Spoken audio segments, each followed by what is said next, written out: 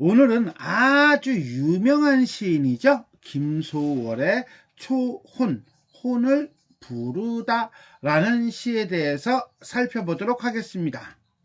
이 작품의 제목이 초혼, 혼을 부르다인데 혼을 진짜 부르는 행위예요.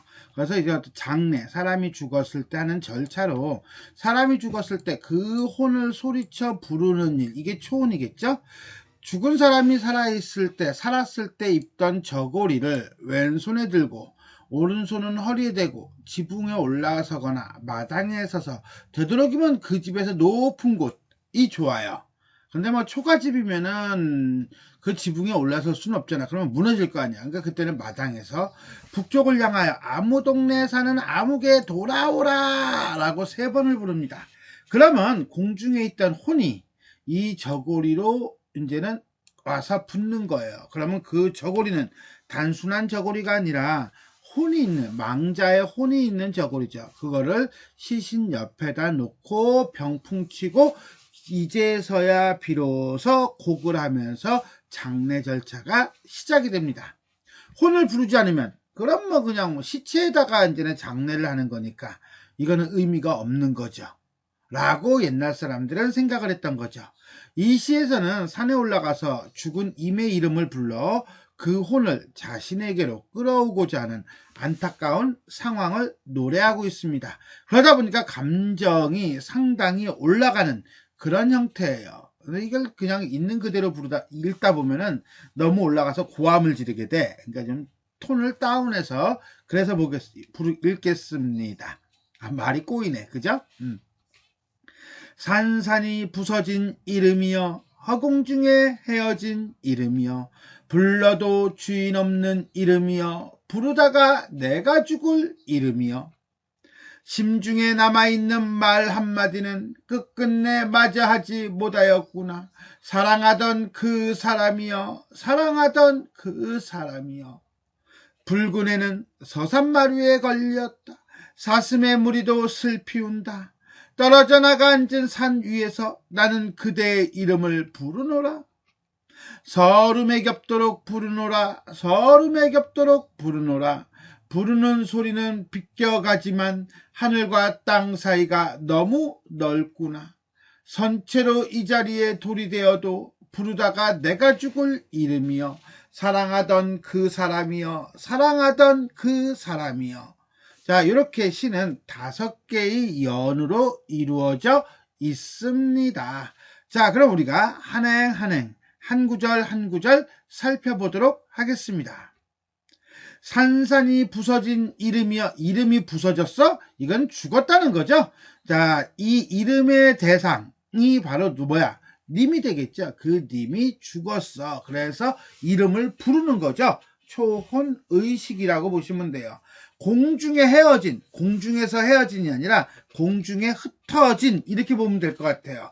이름이요. 불러도 주인 없는 이름이야. 주인이 없대. 그러니까 뭐야? 이건 의미 없는 거죠. 자, 죽음을 암시하고요. 그런데 불러, 아무개야 라고 불렀는데 주인이 없어. 이건 말이 돼, 안 돼? 말이 안 되죠. 일종의 역설적 표현이라고 보시면 돼요.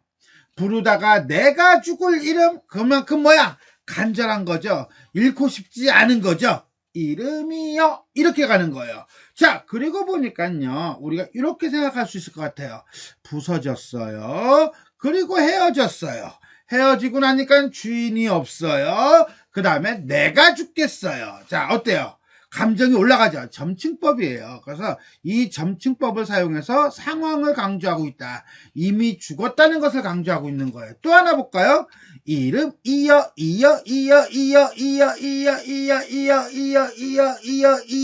자, 느낌표 빵빵빵빵 영탄적 종결음이죠.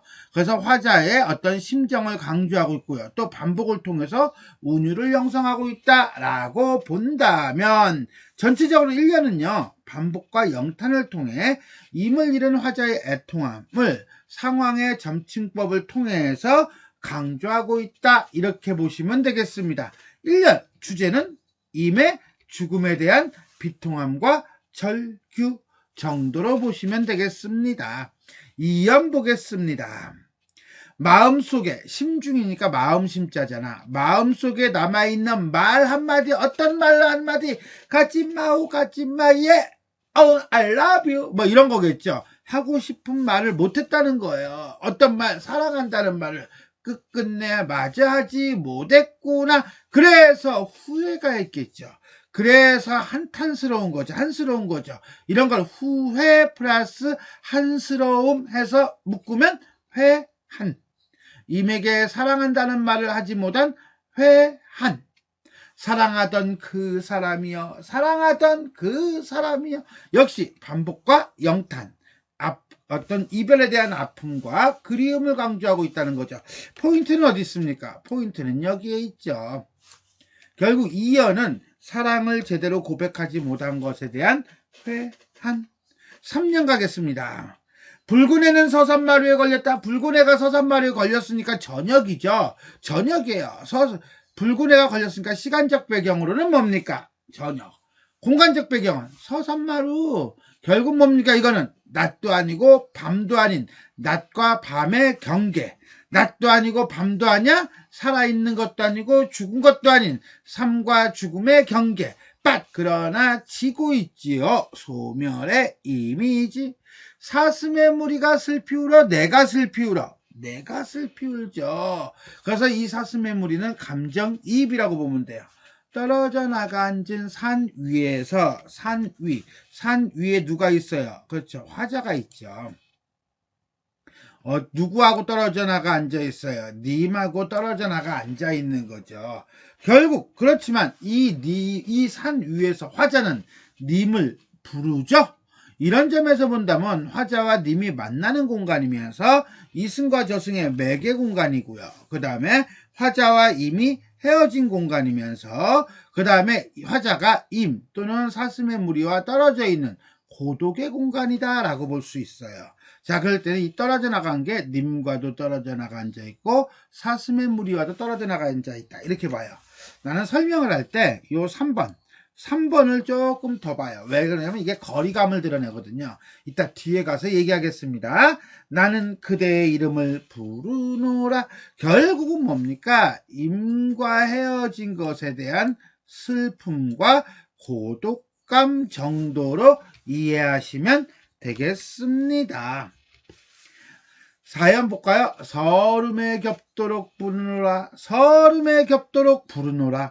겹도록 견딜 수 없도록 이란 뜻이고요. 머머노라 반복과 영탄이 역시 마찬가지로 그러면서 서름에 겹대요. 화자의 심정을 직설적으로 드러내고 있다. 요거 하나 챙겨놓고 들어가시면 좋겠습니다. 자, 부르는 소리는 비껴간다고요? 비스듬히 스쳐가지만 이라고 하는데 이 부르는 소리라고 하는 건 뭐겠어요? 화자가 님을 부르는 소리잖아요. 그런데 이게 비껴갔으면 님에게 전달이 됐어 안 됐어? 안 된 거죠. 왜 전달이 안 됐어? 하늘과 땅 사이가 너무 넓어서요. 요 구절도 재밌어요. 하늘은요 저승이고요. 땅은요 이승일 거예요. 하늘은요 임이 있는 공간이고 거리고요. 땅은요 화자가 있는 거리일 거예요. 이거는 어렵지가 않아요. 근데 이건 분명히 뭡니까? 거리죠. 그래요. 거리예요. 근데 화자는 뭐라고 얘기합니까? 넓다라고 얘기하고 있어요. 즉 길이의 개념을 넓이의 개념으로 치환하고 있다는 거예요. 자, 그러면 길이의 개념과 넓이의 개념 중에 어느 게 더 커요? 넓이가 더 크죠? 그래서 절망감을 극대화하고 있다 이렇게 보시면 돼요. 결국 사연은 이승과 저승 사이에서 느끼는 거리감 또는 절망감. 그래서 어떻게 할 건데 했더니 선체로 이 자리에 뭐가 돼요? 돌이 돼요. 누가? 나는 이거죠. 그러니까 이 돌이라고 하는 것은 어떤 화자의 그리움이 응집된 거고요. 가만히 보니까 우리 망부석설화라고 하는 거 알아요? 신라 박재상 부인. 박재상의 부인이 이제는 남편을 기다리다가 돌이 되었다. 그걸 우리가 망부석이라고 하죠. 그 망부석 설화를 모티프로 하고 있으면서 화자의 정서를 암시하고 있는 객관적 상관물에 해당합니다. 돌이 되어도 부르다가 내가 죽을, 너무 극단적이야. 그죠? 이름이여 라고 해서 망부석 설화를 차용해서 돌이 되는 한 있더라도 그 다음에 님을 부르겠다는 일종의 무엇과 과장을 통해서 슬픔의 강도를 표현하고 있다. 사랑하던 그 사람이여, 사랑하던 그 사람이여. 역시 마찬가지로 반복과 영탄. 이땐 노라가 아니라 이여겠죠? 이건 오타예요. X, 이여, 요게 이제 영탄이 되는 겁니다. 그래서 간절한 그리움과 안타까움을 보여주고 있다라고 보시면 돼요. 오연, 님에 대한 그리움과 슬픔이라고 보시면 되겠습니다. 자, 이렇게 해서 우리는 김소월 시인의 초혼이라는 작품에 대해서 살펴봤습니다. 자, 자유시고요, 서정시고요. 그 다음에 전통적, 민요적이다라는 거, 격정적 어조, 이거는 금방 알겠네요. 그죠? 임의 죽음으로 인한 슬픔과 임에 대한 그리움을 드러내고 있다. 자, 이승과 저승이라고 하는 공간에 어떤 거리감을 드러내고 있어요. 그 거리감이 또 어떤 면에서는 또 이제는 면적으로 치환이 되기도 하죠. 자, 대표적인 게 여기라고 보면 될 것 같아요. 떨어져 나가 앉은 산 위. 이게 이제는 화자의 공간이에요. 그죠?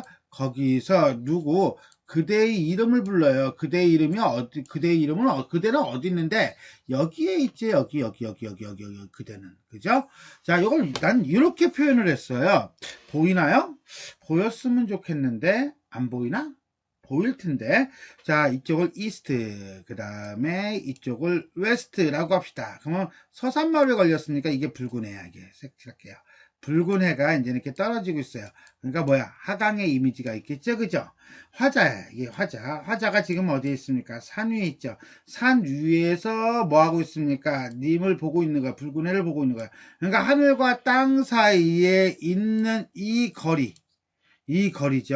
이 거리를 뭐 한 거예요? 이제 떨어져 나가 앉은이라고 본 거예요. 근데 여긴 또 누가 있습니까? 감정이입의 대상인 사슴의 무리. 사슴의 무리가 또 울고 있어요. 그러면 사슴의 무리는 여기 있어요. 사슴의 무리도 님을 보면서 우는 거예요. 근데 이 사슴의 무리와 해 사이에서의 거리가 아니라 문제는 떨어져 나가 앉았다라고 하는 것은 화자와 사슴의 무리 사이예요. 그러니까 이 화자는 완전히 외롭죠. 즉 절대 고독적인 공간이에요. 자, 이 산 위는 그런 면에서 본다면 절대 고독의 공간이고요. 또 하나, 임을 만날 수 있는 공간이기도 하죠. 왜? 불러대니까. 됐습니까? 여기까지? 자, 그 다음에 우리는 또 요것도 하나 알 수 있어요. 사슴의 무리가 울어요. 나의 님이면, 나만의 님이면, 나만 울면 되죠. 근데 사슴의 무리까지 왜 울어? 이거는 사슴의 무리에게도 님과 같은 님이에요. 즉, 이때 말하는 죽은 님은 개인적인 님이 아니라 사회적인 님, 한마디로 조국 이런 것처럼 이 사회적인 님이라고 볼 수도 있고요. 아니 그냥 화자의 감정에 대한 이입 대상이다 라고 볼 수도 있습니다. 만약에 1번으로 얘기할 것 같으면요, 이때는 반영론적 관점, 일제시대라고 하는 반영론적 관점에서 접근할 때 1번이 가능할 거예요. 이렇게 정리할 수 있겠습니다. 이 시는 붉은 해가 서산마루에 걸린 저녁을 시간적 배경으로, 떨어져 나가 앉은 산 위를 공간적 배경으로 합니다. 사랑하는 사람과 사별한 시적 상황을 고려할 때 저녁 시간은 삶과 죽음의 경계를, 산이 멀리 떨어져 나가 앉은 것은 단절을 의미하는 것으로 볼 수 있습니다. 그리고 이 작품은 전체적으로 이승과 저승 또는 이쪽과 저쪽이라는 공간의 대비 속에서 화자의 정서를 드러내고 있다라고 보시면 되겠네요. 두 번째, 반복과 영탄을 통한 격정적 어조를 사용하고 있다. 자, 대표적인 것만 보겠습니다. 이름이여, 이름이여, 이름이여, 이름이여 라고 하는 거예요. 자, 여기서는 뭐예요? 이름이여라는 반복과 그 다음에 이어 느낌표 빵! 영탄이죠.